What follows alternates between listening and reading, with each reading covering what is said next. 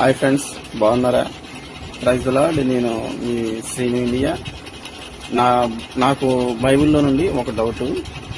యెషయా గ్రంథం 28వ అధ్యాయం 15వ వచనంలో దేవుడు అపవాదిని పరిచయం చేస్తూ అన్నాడు, నియమించబడిన దినం కాకముందే మొదలుకొని నీ పాపము నీ యందు కనపడే వరకు నీవు యథార్థవంతునిగా ఉన్నావు, నీ ప్రవర్తన విషయంలో యథార్థవంతునిగా ఉన్నావు అన్నాడు.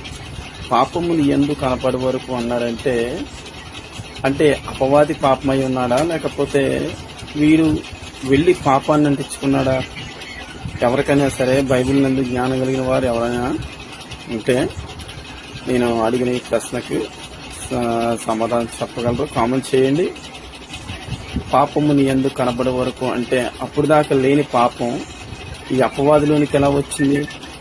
మండుచున్న రాళ్ల మధ్యలో నీవు సంచరించుచుంటివి అన్నాడు.